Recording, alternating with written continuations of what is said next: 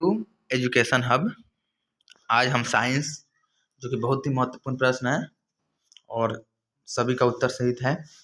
तो चलिए प्रश्न स्टार्ट करते हैं। पहला प्रश्न है, हवा यानी कि निर्वात भी कहा जा सकता है, हवा भी लिखेगा या निर्वात भी लिखेगा, उसमें प्रकाश की चाल कितनी होती है, यानी क्या होती है, हवा का या निर्वात, ध्यान देना इसमें। तो इसका आंसर क्या होगा, चलिए। तो आप लोग जानते हैं हवा या निर्वात में जो चाल होता है वो 3 × 10⁸ मीटर पर सेकेंड होती है। जो ऑप्शन ए में दिया गया क्या हो गया, 3 × 10⁸ मीटर पर सेकेंड। चलिए, प्रकाश तरंग का उदाहरण है ध्वनि तरंग का, विद्युत चुंबकीय तरंग का, पराबैंगनी तरंग का, पराश्रव्य तरंग का। चलिए, प्रकाश तरंग जो है किसका उदाहरण है, चलिए। तो जो है वो है एक विद्युत चुंबकीय तरंग का। प्रकाश तरंग है वो जो है विद्युत चुंबकीय तरंग का उदाहरण, जो ऑप्शन बी में दिया गया है। बैटरी में किस प्रकार की धारा प्राप्त होता है, प्रत्यावर्ती धारा, दिष्ट धारा, दोनों, इनमें से कोई नहीं। जो बैटरी है वो में उसमें जो हमेशा होता है वो डिस्ट धारा होता है। जो क्या होता है, डिस्ट। और जो हमारे घरों में प्रवाह होने वाली धारा है वो प्रत्यावर्ती, यानी कि जो एसी है और ये डीसी है। तो डीसी अगर यहाँ पे डीसी भी लिया जाएगा था, आप डीसी भी लगा सकते हैं। चलिए, डायरेक्ट करंट कहा जाता है। चलिए, अगला प्रश्न है, सामान्य दृष्टि के लिए सुस्पष्ट दृष्टि का अल्पतम दूरी यानी सबसे कम दूरी का है। तो आप लोग सभी बच्चे जानते हैं सबसे कम दूरी जो होता है आंख के लिए 25 सेंटीमीटर पर हम लोग फिर देख सकते हैं। तो ऑप्शन बी हो गया। श्वेत प्रकाश का कौन सा रंग यानी कि वर्ण, संग लिखा गया है लेकिन यहाँ पे रंग हो क्या होगा, रंग वर्ण किसी प्रिज्म से गुजरने के पश्चात सबसे कम झुकता है। चलिए, सबसे कम कौन सी कलर को इसमें झुकाव होता है। तो आप लोग सभी बच्चे जानते होंगे, इसमें पहले बच्चे भी, पहला जो भी वीडियो था उसमें हम बताए भी थे, जो बैगनी है उसका जो होता है झुकाव सबसे कम होता है। क्या होता है, सबसे कम होता है। तो ऑप्शन ए हो जाएगा बैगनी। निकट दृष्टि के लिए किस लेंस का उपयोग द्वारा संशोधित किया जा सकता है, अवतल, उत्तल, द्विफोकल, इनमें से सभी। चलिए, तो जो है आप लोग जानते हैं निकट के लिए अवतल और दूरदृष्टि के लिए उत्तल लेंस का उपयोग होता है और ज़्यादा दूरदर्शी में बाईफोकल होता है। तो इसका आंसर क्या हो गया, हो गया अवतल लेंस। जो ऑप्शन ए हो गया वो सही उत्तर हो गया। निम्नलिखित में से कौन नेत्र के रंगीन भाग होता है, कॉर्निया, रेटिना, परतालिका, पुतली। तो इसका सही उत्तर क्या हो जाएगा, तो हो जाएगा परितालिका। जो ऑप्शन सी हो जाएगा इसका सही उत्तर हो जाएगा। एक साधारण प्रिज्म से कितने सतहों से घिरा होता है। चलिए, अच्छा प्रश्न है, बहुत बार पूछा गया है। तो जो साधारण प्रिज्म है वो 5 सतह होता है। कितना, 5। जो ऑप्शन सी हो जाएगा 5। प्रतिबिंब का आकार हमेशा वस्तु के आकार के बराबर होता है। चलिए, प्रतिबिंब का आकार वस्तु के बराबर होता है तो दर्पण होगा। वो कौन सा दर्पण होगा, तो आप लोग सभी बच्चे जानते होंगे, जो हम लोग मुंह देखते हैं यानी समतल दर्पण जो होता है उसमें बराबर दिखता है। तो ऑप्शन सी हो गया। डायनेमो में किस प्रकार की धारा प्राप्त होती है। चलिए, दिष्ट, प्रत्यावर्ती, दोनों धाराएं, इनमें से कोई नहीं। तो जो होता है डायनेमो जो होता है उसमें दोनों होता है, दिष्ट भी और प्रत्यावर्ती भी। जो ऑप्शन सी हो जाएगा इसका सही उत्तर। क्या हो जाएगा, इसका सही उत्तर हो जाएगा। चुंबकीय क्षेत्र की तीव्रता का मात्रक है। चलिए, चुंबकीय क्षेत्र का तीव्रता का मात्रक न्यूटन पर एम्पियर मीटर होता है। जो ऑप्शन बी में ही दिया गया है। अगला प्रश्न है, नाभिकीय ऊर्जा प्राप्त करने हेतु आवश्यक है हीलियम, क्रोमियम, यूरेनियम, एल्युमिनियम। तो इसका सही उत्तर क्या हो जाएगा, तो नाभिकीय ऊर्जा प्राप्त करने के लिए यूरेनियम की आवश्यकता पड़ती है। जो ऑप्शन सी में है, क्या है, यूरेनियम। ऑप्शन सी हो गया यूरेनियम। वायु का निरपेक्ष अपवर्तनांक वास्तव में होता है। चलिए, निरपेक्ष अपवर्तनांक भी बताया था किसके बराबर होता है। चलिए, जो होता है वो 1 से अधिक होता है वायु का। जो ऑप्शन सी हो जाएगा इसका सही उत्तर। सामान्य नेत्र यानी सॉरी यहाँ पे नेत्र होगा, हो गया नेत्र होगा। सामान्य नेत्र के लिए दूर बिंदु कितना होते हैं। चलिए, दूर बिंदु तो सभी वजह निकटतम 25 सेंटीमीटर और दूर जो होता है अनंत होता है। जो ऑप्शन डी में ही दिया गया है सही उत्तर। किस दर्पण का उपयोग समानांतर वाहनों को पास से दृष्ट दर्पणों के रूप में किया जाता है। पीछे देखने के लिए जो दर्पण का उपयोग होता है वो कौन सा दर्पण होता है, तो वो होता है उत्तल दर्पण। जो अपना बड़े बड़े को छोटे में दिखाता है, उत्तल दर्पण। किसी अवतल दर्पण की फोकस दूरी 1 और उसकी वक्रता त्रिज्या r है। तो निम्नलिखित में से कौन सा संबंध सही है। चलिए, तो a बराबर क्या होता है, r/2 होता है। r बराबर क्या हो जाएगा, a बराबर r/2 होता है। तो इसमें कह रहा है यहाँ पे 1 है, लेकिन 1 ना होकर यहाँ पे f होना चाहिए, वक्ता क्या होना चाहिए, यहाँ पे जो है मिस प्रिंट हो गया है। चलिए देखिए, फोकस दूरी एक और उसको ऑक्टा त्रिज्या आर है तो निम्नलिखित तो ए बराबर जो होता है फॉर्मूला होता है R/2, तो R बराबर 2F भी बोल सकते हैं। देखिए 2F किस में है, तो ऑप्शन बी में ही है। चलिए अगला प्रश्न है, न्यूक्लियस शब्द किनके द्वारा दी गई है। चलिए न्यूक्लियस शब्द रॉबर्ट ब्राउन, रॉबर्ट हुक, पालर्ड, बिचाउ। तो इसका सही उत्तर क्या हो जाएगा, तो रॉबर्ट ब्राउन जो थे उनको न्यूक्लियस जो कि बम के आधार पे है, सॉरी बम कर रहे हैं, जो किरण निकलता है, निम्न में से कौन सा अनवीकरणीय ऊर्जा का स्रोत नहीं है। पेट्रोलियम, कोयला, बायोगैस एवं प्राकृतिक गैस।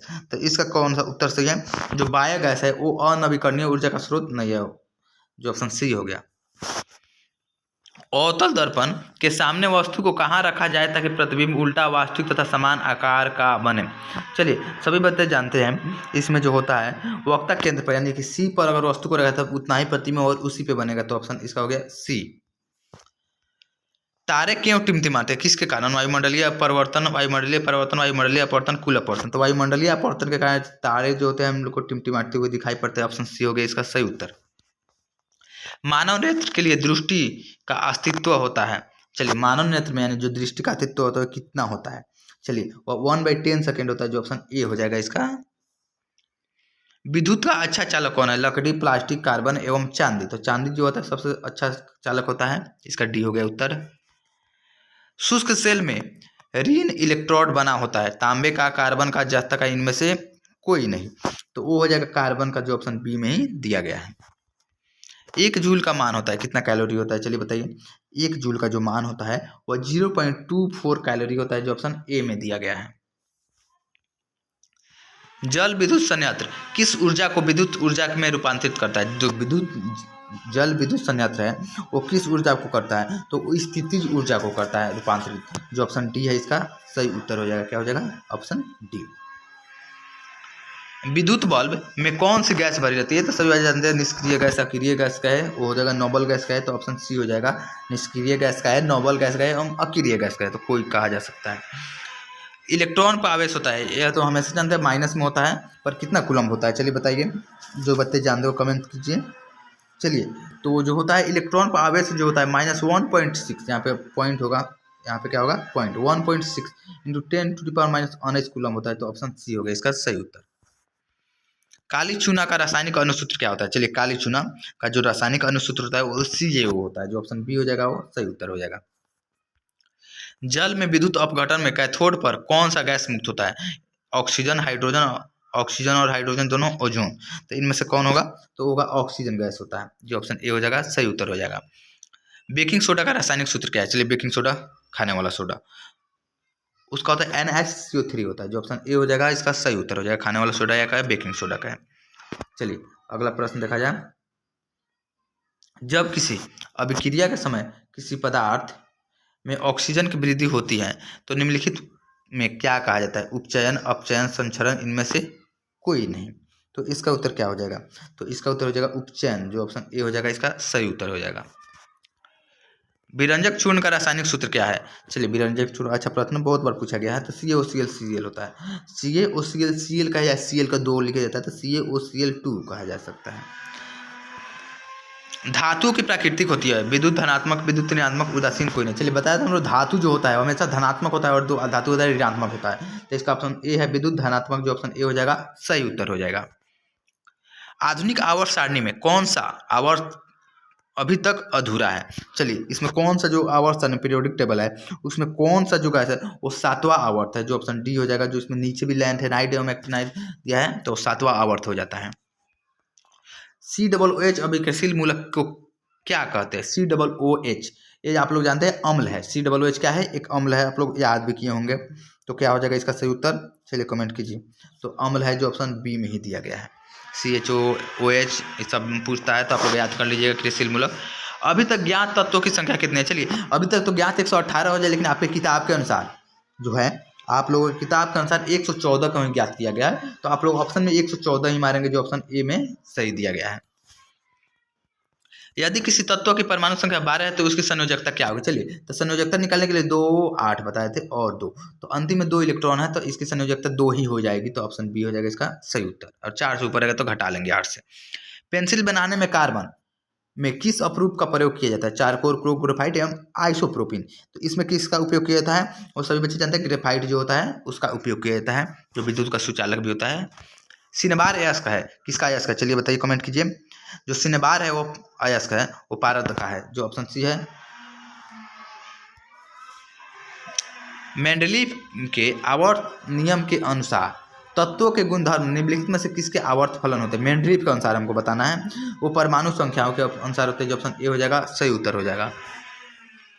आधुनिक आवर्त सारणी के उदग्र स्तंभ निम्नलिखित में से क्या कहले जाते हैं? सॉरी, जो उदग्र स्तंभ है उनको हम क्या कहते हैं? वो समूह कहलाते हैं, जो है उदग्र कहते हैं समूह, और जो क्षैतिज होती है उसे आवर्त कहते हैं।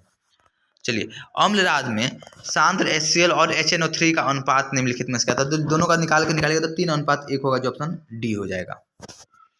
शुद्ध जल का pH मान कितना होता है? तो सभी बच्चे जानते हैं 7 होगा है। अम्ल का 7 से नीचे और भस्म का जो क्षारीय होता है वो ऊपर होता है। एक घोल नीले लिटमस पेपर को लाल कर देता है, या घोल का pH मान क्या हो सकता है? चलिए, जो नीले लिटमस को पेपर को जो है, नीला जो लिटमस पेपर है वो लाल करता है, तो पक्का है अम्ल होगा, तो 7 से नीचे ही होगा, तो ऑप्शन ए हो जाएगा इसका 2।